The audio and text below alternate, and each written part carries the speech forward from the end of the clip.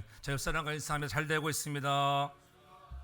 예, 더 좋은 일이 일어납니다. 더 좋은 일이 일어납니다. 더 좋은 일이 일어납니다. 오늘은 특별히 7월의 두 번째 주일 날로 무더위가 심한 날. 오늘도 상당히 더운 날이잖아요. 체감 온도가 오늘 밖에 온도는 지금 한 84도면은 체감 온도는 거의 뭐 90도 정도 가깝다고 이렇게 나오더라고요. 일기예보를 보니까. 오늘 그래서 습도가 좀 많은 것 같아요. 여러분들. 이러한 무더위에도 여러분들이 또 강건함으로 하나님 주시는 은혜 가운데 승리하는 우리 모두가 되길 여러분 축복합니다.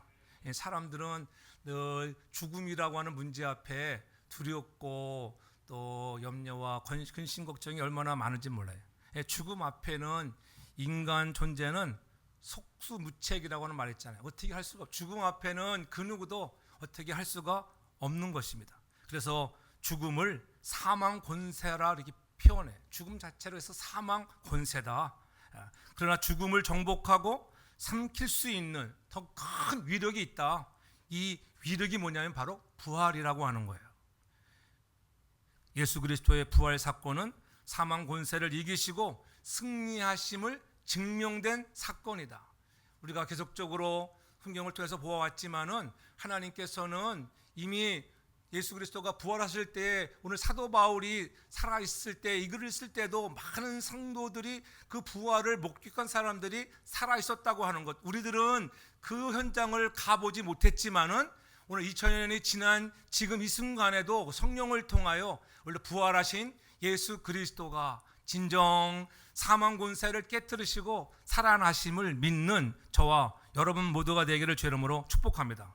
예수님을 믿는 사람이 누리는 가장 큰 축복은 여러분 다름이 아니 천국도 되지만은 이 부활이라고 하는 우리에게 부활이 없으면은 아무것도 아니라고 성경은 분명히 말씀하잖아요. 예수님을 믿는 우리도 이 세상에 살 때에 믿지 않는 사람들과 살아갈 때는 다 뒤섞여 살아갑니다. 그러나 그날에 주님이 오시는 날 마지막 그날에 재림의 날에는 여러분 다르다는 거예요. 지금은 뒤섞여 살아도 똑같은 것처럼 보이지만은 예수를 믿는 사람들에게는 영원한 생명으로 나오는 것을 믿으시기를 바랍니다. 주님께서 재림하실 때에 오늘 우리는 주님처럼 호련히 변화되어진다고 해요. 새 사람이 된다고 하는 이 놀라운 사실들, 그래서 주님이 친히 말씀하셨습니다. 요한복음 11장 25절 이하에 보면은 이렇게 말씀하잖아요. 예수님께서 말씀하십니다. 나는 부활이요 생명이니 나를 믿는 자는 죽어도 살겠고 무릇 살아서 나를 믿는 자는 영원히 죽지 않는다. 너희가 이것을 믿느냐? 이것을 믿는 것이 가장 중요한 기독교의 진리인 것을 믿으시기 바랍니다. 여러분은 죽어도 살아난다고 하는 이 믿음이 있어야 돼요. 우리 기독교는 그리스도의 부활 위에 세워진 그러한 종교입니다. 종교라고 말하면 좀 이상하지만은 여러분 기독교는 그러한 하나님의 사랑 가운데 이 부활 위에 세워졌다고 하는 것, 이것이 놀라운 은혜요, 신비요, 축복인 것입니다. 그러므로 그리스도의 부활이 없는 기독교는 상상조차 할 수 없는 거예요. 그래서 오늘 본문에서 읽지 않았지만 고린도서 15장 16절 17절에 보면은 그렇게 말하는 거예요. 오늘 20절에 그러나로 시작하면서 왜 그러나로 시작했냐면은 만일 죽은 자가 다시 사는 것이 없으면 그리스도도 다시 사신 것이 없었을 터이요. 그리스도께서 다시 사신 것이 없으면 너희 믿음도 헛된 것이라고 고린도서 15장 16절에 그렇게 말씀하고 있는 거예요. 너의 믿음도 헛되다. 부활이 없다고 하면은 너의 믿음도 헛된 것이고 여전히 제 가운데 있을 것인데, 근데 오늘 20절에 그러나 예수님이 부활의 첫 열매가 되어 주셔서 오늘 우리에게는 놀라운 소망이 되었다고 하는 것을 강조하고 있는 것입니다. 우리 예수 그리스도를 믿는 성도들의 삶은 이 세상뿐이 아니라고 하는 거예요. 저 세상, 그러니까는 영원한 생명의 나라를 소망한다고 하는 거예요. 그러므로 그리스도의 부활과 죽은 자의 부활은 우리 성도들이 믿는 바 믿음의 핵심이요 소망인 것을 믿으시기 바랍니다. 그래서 예수 그리스도의 부활은 바로 우리의 소망이라고 오늘 그렇게 20절에 강조하고 있는 거예요. 이제 그리스도께서 죽은 자 가운데서 다시 살아나사 잠자는 자들의 첫 열매가 되었다. 우리도 그리스도께서 다시 사신 것처럼 우리도 살아날 것이라고 하는 그러한 정말 예수 그리스도의 부활이 저와 여러분들의 소망이 되기를 주의 이름으로 축복합니다. 그런 소망이 되어야 돼요. 부활은 육의 몸으로 심고 신령한 곳으로 다시 사는 거예요. 우리 육신의 몸이 죽어지면 이제 신령한 몸으로 우리는 살아난다고 하는 거예요. 육의 몸이 있듯이 영의 몸이 있는 것을 믿으시기 바랍니다. 육의 몸이 있듯이 영의 몸이 있어요. 우리의 육체만 죽어지면 끝이 아니에요. 영이 있어요. 영혼이 있다고 하는 것. 이것이 우리가 이해하지 못하는 부활의 신비입니다. 분명한 것은 이 부활의 신비가 우리에게 소망을 준다는 거예요. 이 신비는 바로 소망이라고 하는 것. 이제 우리는 생명의 신비를 통해서 우리가 이해할 수 없는 것, 우리의 상식으로는 설명할 수 없는 신비의 영역에 있다고 하는 것을 우리가 인정해야 합니다. 오늘 우리에게 가장 큰 문제는 우리에게 보이지 않는다는 것이죠. 눈에 보이면 얼마나 좋겠어요. 하지만 하나님께서 우리를 보고 계세요. 하나님이 우리를 보고 계시듯 우리의 눈에는 보이지 아니하지만은 보이지 않는 세계, 보이지 않는 영혼이 존재한다고 하는 것을 믿으시기를 바랍니다. 분명한 것은 이 부활의 사건이 사실로 존재하기 때문에 오늘 우리에게 소망이 있다는 거예요. 아무리 사단의 세력이 우리를 해하려고 해도 우리를 구원하시기 원하시는 하나님의 마음이 존재하기 때문에 하나님은 결코 저와 여러분들을 그냥 내버려 두지 않는다고 하는, 그냥 버려두지를 않으세요. 예수님께서 친히 몸을 십자가에 던져주셨잖아요. 저와 여러분들을 살리시려고. 그래서 죽으시고 부활하심으로 우리에게 소망을 주셨다고 하는 것.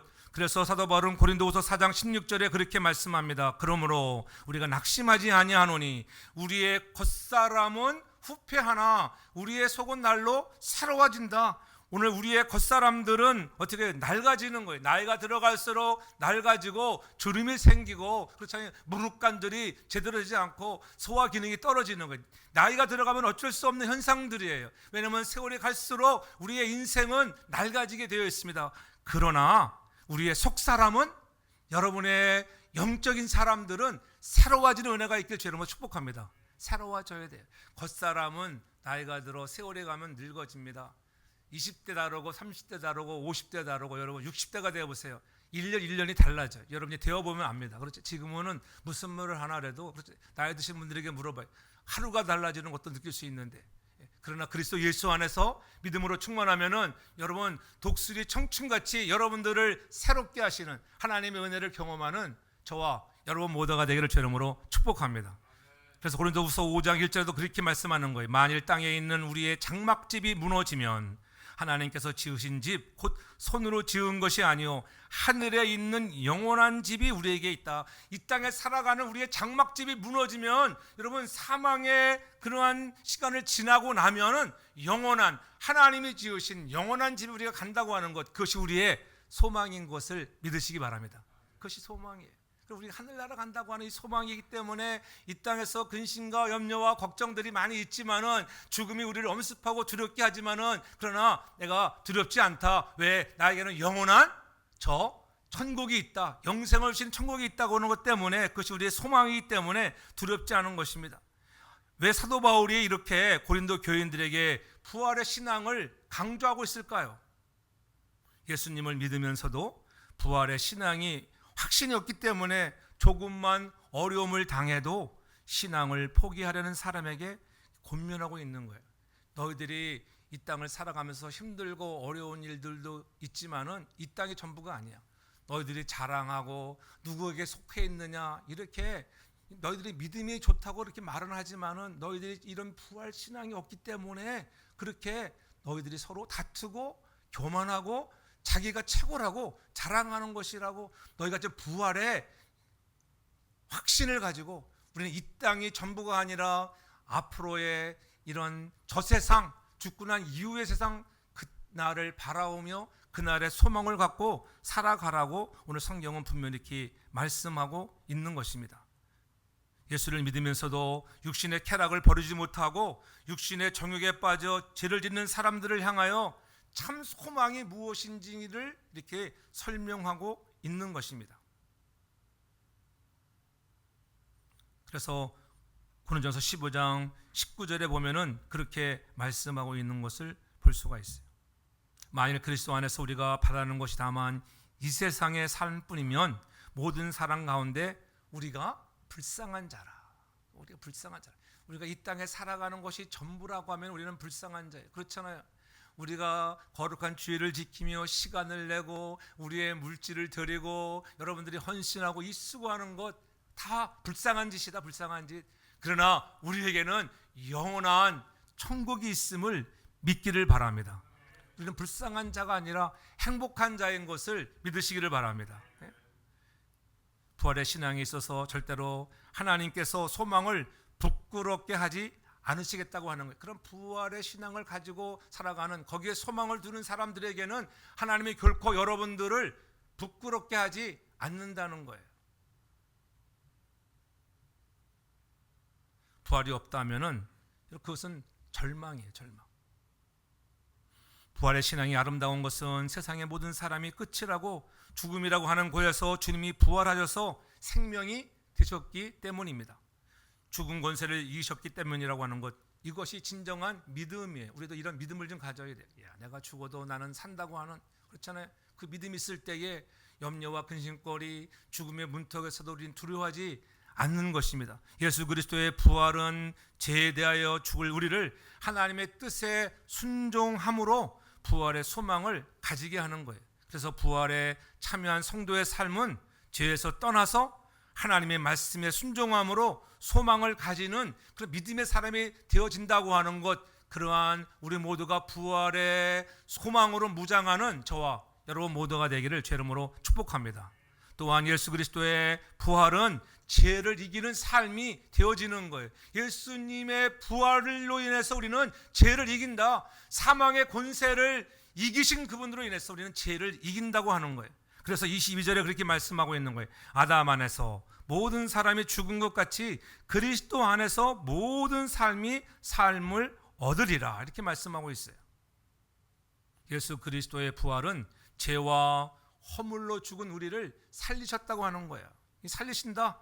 예수 그리스도의 십자가의 죽으심은 모든 인류가 그리스도 안에서 죄와 허물에 용서받는 하나님의 정하신 방법이요 뜻이었다고 하는 거예요. 그래서 성경은 죄의 삭은 사망인데 오늘 우리가 그리스도의 부활로 인해서 우리는 죄를 이긴다. 예수를 믿기만 하면은 저와 여러분들이 승리하는 것을 믿으시기를 바랍니다. 예수 그리스도의 십자가의 죽으심은 죄와 허물에 대하여 완전히 속량하신 방법이에요. 다른 것 필요 없습니다. 오직 예수님을 믿기만 하면, 그분이 내 죄 때문에 십자가에 죽으시고 부활하셨다고 하는 것을 믿기만 하면은 저와 여러분들은 영원한 천국의 삶을 누리는 주인공이 된다고 하는 것 잊지 않기를 바랍니다. 다만 아직도 내가 완전하지 못하잖아요. 여러분들 예수를 믿었다고 해서 아직 여러분들이 예수님화 된 것이 아니에요. 우리의 신분은 죄에서 의인으로 바뀌어졌지만은, 그러나 아직도 우리의 그러한 상태를 보면은 아직도 죄에 머물러 있을 때가 얼마나 많은지, 그러나 조금씩 어제보다는 오늘보다는 내일이 조금씩 성장되어져 가는 성화의 삶을 향하여 우리가 나아가는 그런 믿음의 사람들 되길 바랍니다. 여러분 스스로가 죄를 이기려고 애써보는 것도 필요하지만은 여러분 주님이 다 이루어 놓으신 것이에요. 여러분이 힘쓰고 애쓰지 않아도 여러분 주님이 함께 하시면, 주의 영으로 충만하면, 성령의 인도하심을 받으면 여러분 죄와 싸움에서 승리할 줄 믿으시기를 바랍니다. 문제는 우리가 성령으로 늘 충만하지 못해서 죄에게 지는 거예요. 죄를 다 이겨놓으셨어요. 그래서 사도 바울은 고린도후서 5장 17절에 그렇게 말씀하고 있잖아요. 그런즉 누구든지 그리스도 안에 있으면 새로운 피조물이라. 이제 그리스도 안에 있기만 하면은 저와 여러분들은 새로운 피조물이 된 거예요. 이전 것은 지나갔다. 이전 거 다 지나갔어요. 여러분들의 과거의 잘못된 행적들, 지약들 다 지나갔다. 이제 우리는 그리스도 안에서 새로운 사람이 되었다. 새로운 사람. 그래? 새 것이야. 새 것. 새 것 좋아하잖아요. 오늘 이렇게 방송 시스템이 새 것 되는 건 좋잖아요. 좋아요, 안 좋아요? 별로 좋은 반응들이 없는 것 같아요. 이렇게 좋은데도 좋잖아요. 모든 것이 새 것이 좋은 거예요. 여러분들이 새로 태어나, 아기가 태어나면 얼마나 기뻐요. 저와 여러분들이 그리스도 예수 안에서 새로운 피조물 되었다고 하는 이 놀라운 사실 앞에 감사하는 우리 모두가 되기를 주의 이름으로 축복합니다. 그래서 우리는 하나님의 손에 다시 쓰임받을 수 있는 것이고, 하나님을 향하여 우리는 아바 아버지라, 그분을 아빠라 부를 수 있는 것. 아무나 하나님을 향하여 아빠라 부르는 게 아니에요. 그렇잖아요. 여러분 옆집 사람에게, 옆집 아저씨에게 아빠 부르는 사람 아무도 없어요. 나를 낳아준 분, 그렇죠? 나를 영적으로 낳아준 예수 그리스도, 우리는 하나님 아버지를 향하여, 오늘 그분을 향해서 우리는 아버지라 부를 수 있는 이 놀라운 특권을 주신 것을 인하여 더욱더 감사하고, 여러분 죄에서 용서받고 마귀의 권세에서 해방되어 자유와 평안을 누리게 하신 하나님의 놀라우신 사랑으로 말미암아 오늘 나는 하나님 나라의 백성이 되었다고 하는 이 확신을 가지고 영생을 누리는 우리 모두가 되기를 주의 이름으로 축복합니다. 여러분 안에서 그리스도, 예수 그리스도가 왕이 되면은 여러분 죄를 이기는 축복이 있어요. 내가 왕이 되었을 때는 결코 죄를 이길 수가 없어요. 그러나 여러분 안에 계시는 주님이 여러분의 마음에 왕자에 앉아 계시면 죄를 이기는 능력이 생기는 거예요. 그래서 예수를 믿는 사람들은 죄가 나를 찾아왔을 때 어떻게 해요? 죄를 짓고 나면은 막 어떻게 해요? 막 가슴이 뜁니다. 가슴이 뛰어. 양심이 막 꺼리 끼는 거예요. 죄를 짓고도 아무렇지 않다. 아직 예수 밖에 있는 사람이에요. 예수 안에 있는 사람들은 내가 모르고 실수 죄를 지을 수 있습니다. 근데 곧 회개하는 거예요. 그래서 하나님, 내가 잘못했습니다. 내가 잘 몰랐습니다. 알고도 내가 약해서 그랬습니다. 회개하면 사랑의 주님이 또 다 용서하시는 것을 믿으시기를 바랍니다. 예? 그럼 우리는 그리스도 예수 안에서 죄를 이기는 자가 되라. 예수 그리스도가 부활하셨는데 우리에게 죄를 이기라고 이 놀라운 능력을 주셨는데, 우리도 죄를 이기는 삶이 되기를 바랍니다. 예수의 이름의 능력으로 덧입어 세속을 이기고 우리 날마다 천국의 확신을 가지고 신앙생활하는 그러한 죄를 이기는 삶, 생명이 있음을 증거하는 그런 믿음의 성도가 되어져야 하는 것입니다. 또한 예수 그리스도의 부활은 여러분 특별히 우리에게 그냥 아무런 순서 없이 되는 것이 아니라 이 시퀀스 차례가 있어요. 차례. 부활하는 차례가 있다. 그래서 제일 먼저 부활의 첫 열매이신 예수 그리스도를 말씀하고 있잖아요. 23절에 보면 그렇게 말씀합니다. 그러나 각각 자기 차례대로 되리니, 자기 차례가 있어요. 차례. 부활에는 차례가 있다는 거예요. 먼저 첫 열매인 그리스도요. 첫째는 그리스도가 첫 열매로 부활하신 거예요.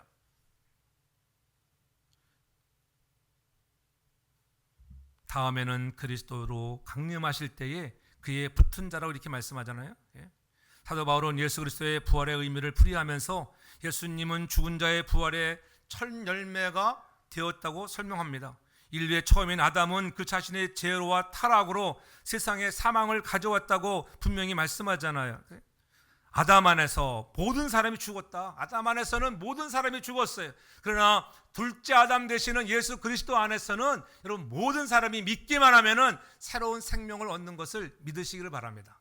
이 놀라운 은혜를 오늘 우리들에게 설명하고 있는 거예요. 너희가 이러한 은혜를 받은 자로서 어찌 다투고 이 땅의 것에 마음을 뺏기며 그렇게 사랑하느냐?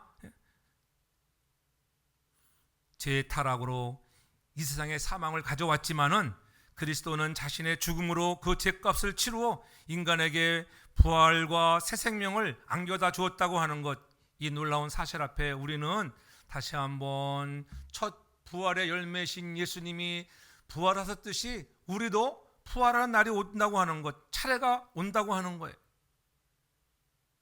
그리스도 안에서 다시 살게 되었다고 하는 것, 예수님의 부활은 그리스도인에게 부활의 시초요, 보증이요, 새로운 생명세계에 이르는 관문과도 같은 거예요. 물론 예수님보다 먼저 부활한 사람도 있었어요. 우리가 너무 잘 아는 나사로와 같은 사람들 부활했잖아요. 나인성 가부의 아들도 예수님보다는 먼저 부활해서 죽었다가 살아난 것을 우리가 부활했다 그렇게 말하잖아요. 야이로의 딸도 그랬습니다. 죽은 지 나흘 된 나사로의 무덤에 오셔서 나사로야 나오너라 그렇게 말씀하셨을 때 나사로가 살아나왔습니다. 나인성 가부의 아들이 죽어서 장례식을 하는 그 현장에서 주님께서 말씀하잖아요. 청년아 일어나라. 죽었던 자가 벌떡 일어나. 이 놀라운 신비 얼마나 사람들이 놀랐겠어요. 야이로 딸에게도 일어나라 말씀하셨습니다. 그때 살아나는 거예요. 우리의 죽었던 영혼이 일어날 수 있어야 합니다. 오늘 세상의 염려와 근심, 걱정에서 일어날 수 있기를 바랍니다. 주님의 음성을 들으면 일어나야 돼요. 죽음에서 일어난다고 하는 거예요. 영적인 잠에서 일어나라.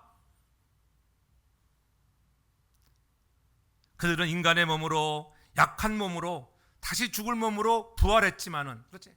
나사로나 야이로의 딸이나, 그렇지? 난성 가부의 아들들, 이런 사람들은 부활은 했지만은 또 죽었습니다. 그러나 예수님의 부활은 그렇지 않다고 하는 거예요. 예수님의 부활은 특별한 것입니다. 죽은 자가 다시 사는 신비, 영원히 사는 신비가 있음을 믿으시기 바랍니다. 냄새나는 사람을 살리는 것 자체가 신비잖아요. 죽었던 사람이 살아나는, 우리는 죽은 줄 알았는데 어떤 사람도 그렇잖아요. 며칠 만에 살아나는 사람도 있습니다. 어떤 사람들은 저 여행을 지옥 여행도 갔다 온 사람도 있고 천국 여행을 다녀온 사람도 있습니다. 오늘 우리에게 먼저는 예수 그리스도가 오늘 부활의 첫 열매가 되어줘서 너희가 이러한 부활을 확실히 믿으라고 하는 거예요. 그 다음에는 오늘 뭐라고 합니까? 그리스도가 강림하실 때에 그에게 붙은 자라고 23절 하반절에 말씀하고 있잖아요.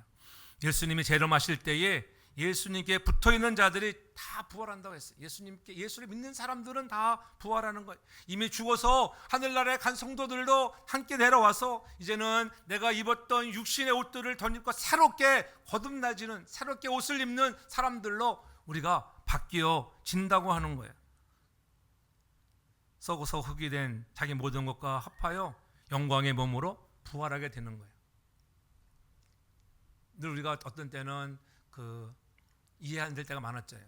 야, 이거 사람을 죽으면 어떤 사람들은 그냥 화장하잖아요. 화장시키면 주님 부활할 때 이거 어떻게 이거 내 몸을 입지? 그렇지.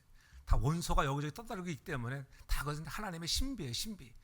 조금 더 의심하고 믿기를 바랍니다. 그렇죠? 예. 뭐 화장을 했든지 그냥 죽은 채로 장사해서 무덤에 들어갔든지 주님이 재림하여 오시는 날에는 오늘 주님 앞에 붙어 있는 자들이 오늘 다시 살아나는 것을 믿으시기를 바랍니다. 예? 그래서 무덤이 없어지게 되는 거예요. 그 다음으로가 살아있는 성도들이에요. 여러분들이 살아있는 동안에 주님이 재림하시면은 여러분들이 새로운 그러한 생명체로 거듭나는 거예요. 예수님께서 재림하실 때 살아있는 성도는 죽음을 맛보지 않고 호련히 변화되어서 예수님의 몸과 같은 그런 몸을 입게 되는 것입니다. 얼마나 놀라운 신비예요. 그래서 예수 그리스도의 부활은 우리로 하여금 오늘 변화된 다음에 어떻게 되는 것인가? 영생을 얻게 된다고 하는 거예요. 영생을 얻게. 24절 보면 그 후에 나중이니 저가 모든 정사와 모든 권세와 능력을 멸하시고 나라를 아버지 하나님께 바칠 때라. 주님께서 모든 것을 멸하시고 하나님께 바치는 때가 온다고 하는 거예요. 이 정사라고 하는 말에는 오늘 공중세를 잡은 자, 타락한 천사들, 그 사탄 마귀, 귀신들, 교회를 핍박하는 나쁜 자들, 이런 모든 자들, 악한 세력을 뜻하는 거예요. 주님께서 정사를 완전히 멸하시면 다시는 교회를 핍박하거나 넘어뜨릴 수가 없는 거예요.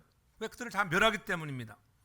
그 다음에 이 땅이 군사자들을 다 멸해 버리시는 거예요. 지금은 이 땅의 악한 자들, 양심적이지 못한 악한 자들이 이 세상을 다스리고 통치하고 있지만은 그날에는 다 멸해 버리겠다고 하는 거예요. 그러니까 여러분 걱정하지 않으셔도 돼요. 주님이 하신다고. 주님이 내가 멸하지 않아도 원수 갚는 것이 내게 있으니 너는 걱정하지 말라는 거예요. 오직 주님만 통치하시는 나라가 온다고 하는 거예요. 이미 하나님의 나라는 도래했습니다. 하나님의 나라는 이미 이 땅에 와 있는 것을 믿으시기 바랍니다. 여러분 아내가 하나님 나라가 이루어져 나가기를 저를 축복합니다. 아직 완성된 것은 아니지만 완성은 주님이 재림하실 그때에 하나님의 나라가 완성되어지는 거예요.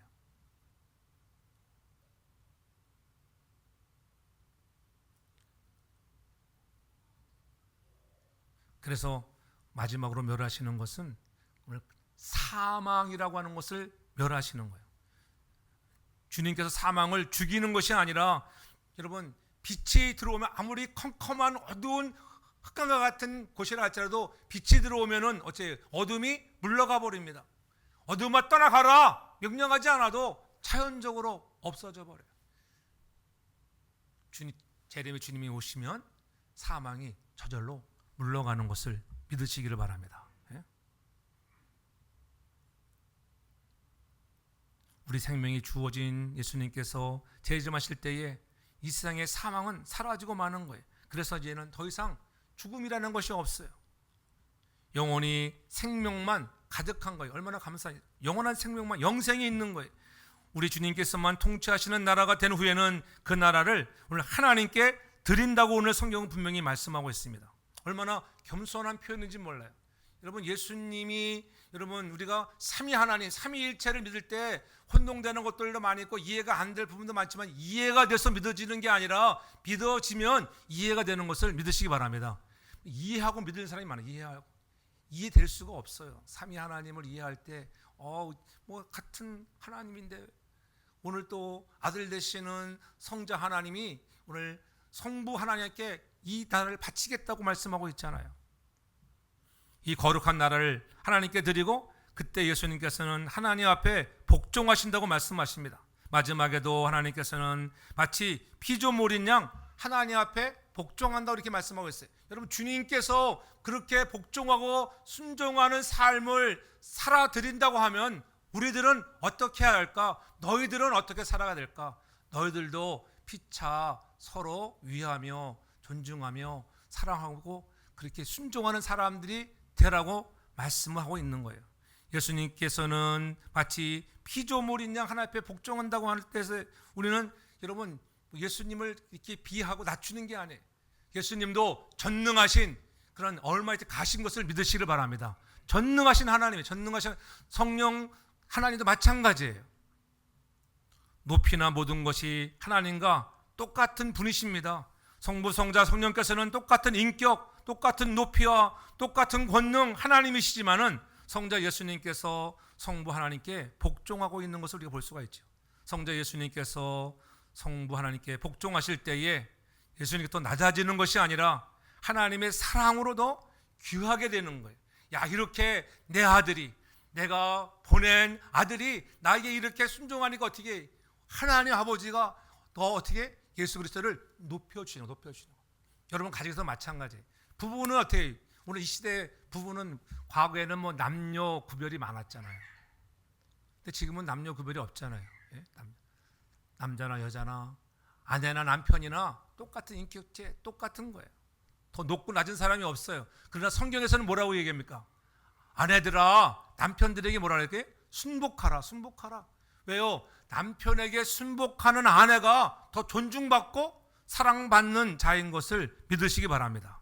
그와 같은 거예요. 오늘 예수님도 오늘도 자기의, 여러분, 어떠한 권세나 능력을 막 자랑하는 것이 아니라 오늘 자기의 모든 것을 내려놓고 하나님 아버지 앞에 순종하고 복종하는 삶을 살아드리고 이 나라를 바쳐 올려드립니다. 그때에 하나님이 더욱더 예수 그리스도를 높여주시는 것을 믿으시기 바랍니다.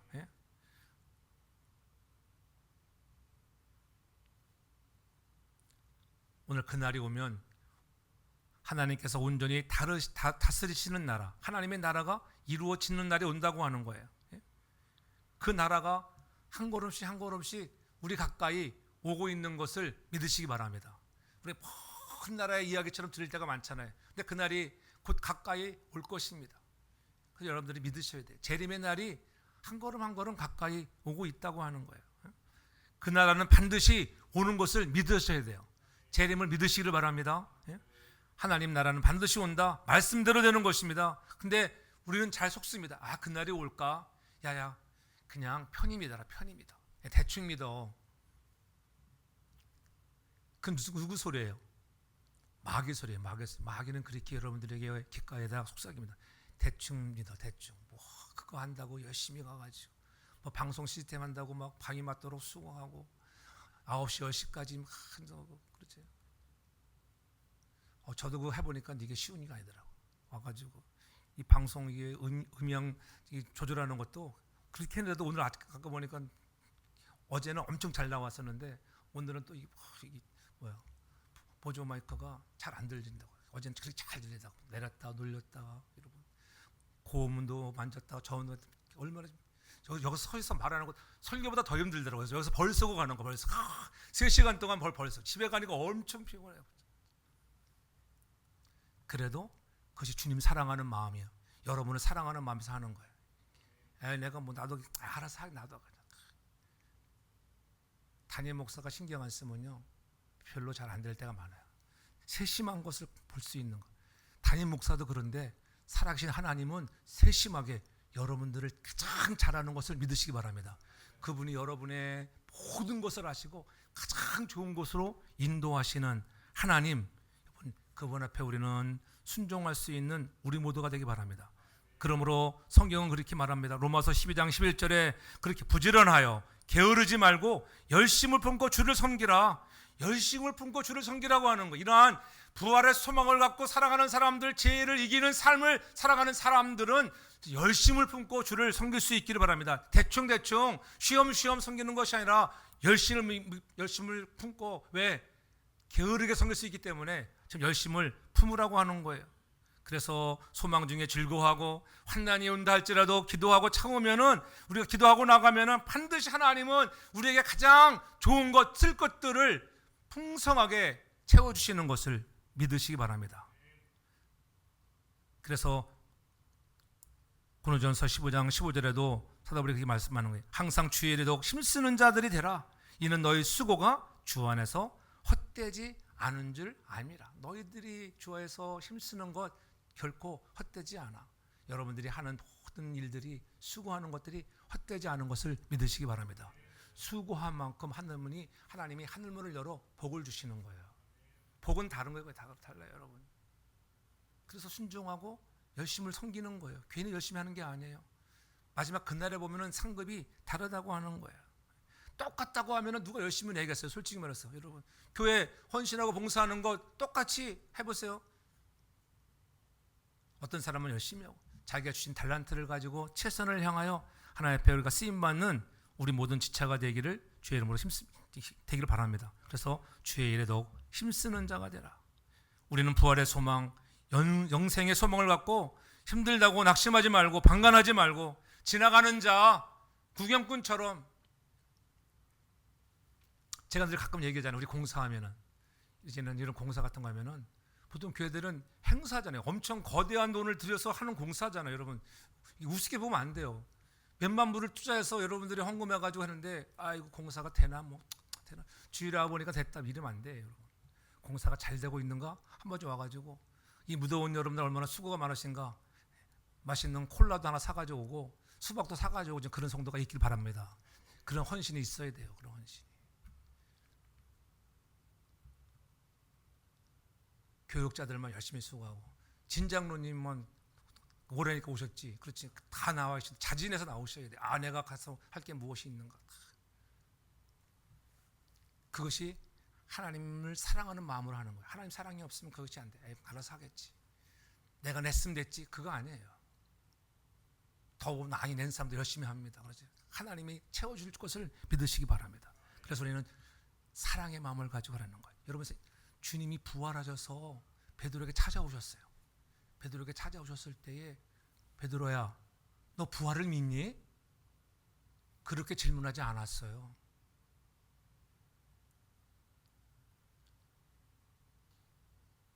베드로야, 시몬의 아들, 얘야, 너 나 사랑하니? 이렇게 물으시. 나를 사랑하냐고 물어. 사랑. 여러분에게 주님이 찾아오고, 너 나 사랑하니? 주님 사랑하면은 용서가 되고, 주님 사랑하면은 열심을 내고, 주님 사랑하면 두렵지 않은 것을 믿으시기 바랍니다. 죽음이 세상에 들어오는 것이 하나님 때문에 들어온 것이 아니잖아요. 아담의 죄 때문에 죽음이 들어왔잖아요. 근데 이런 둘째 아담 되시는 예수 그리스도의 우리에게 이 부활이라고 하는 이 놀라운 사랑의 선물을 주셨으니, 우리도 하나님 우리를 사랑한 것처럼 사랑할 수 있는 우리 모두가 되기를 주의 이름으로 축복합니다. 그래서 요한일서 3장 16절에서는 그렇게 말씀하고 있는 거예요. 그가 우리를 위하여 목숨을 버리셨으니 우리가 이로써 사랑을 알고 그 사랑을 안 자들이 우리도 목숨을 다하여 친구를 위해서도 죽어줄 수 있는 믿음의 그러한 좀 큰 자들이 되면 좋겠다.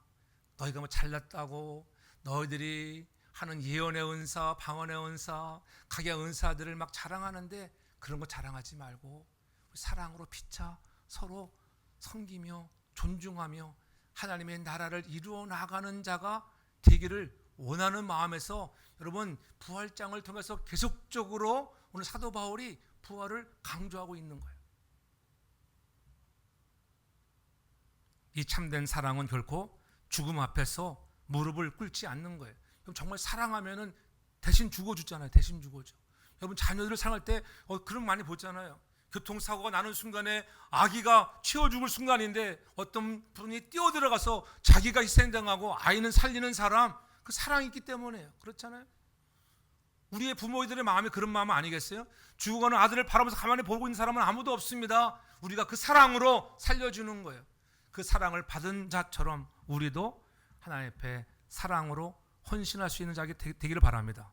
그래서 우리도 날마다 우리의 질성을 죽이고 주님의 성령으로 살아서 하나님 더욱더 사랑하는 자, 염려와 두려움이 떠나가고 부활의 신비를 갖고 우리가 그 소망을 가지고 남은 생에 우리는 정말 하나님 앞에 주인공으로 예루살렘의 딸로 하나님 더욱 사랑하는 자로 살아가겠다고 하는 그런 믿음으로 우리가 승리해서 주님 오시는 그날에 우리도 다 칭찬받고 들림받고 여러분의 생업 속에는 하나님이 주신 놀라운 부유함과 축복, 그 부활을 경험하는 사람들, 천국에서 오늘 살아가는 그런 살 사람이 아니라 천국적인 삶을 살아가는 우리 모두가 되기를 주의 이름으로 축복합니다.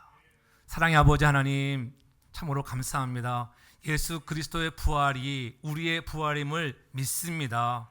이것이 우리의 소망이 되게 하여 주시고 죄를 이기는 삶이 되게 도와주시고 영생을 주시는 것을 깨닫게 하셔서 우리도 그 사랑에 감격하며 감동하며 사랑하는 사람들 되게 하여 주시옵소서. 감사드리오며 거룩하신 예수 그리스도의 이름으로 기도하옵나이다. 아멘.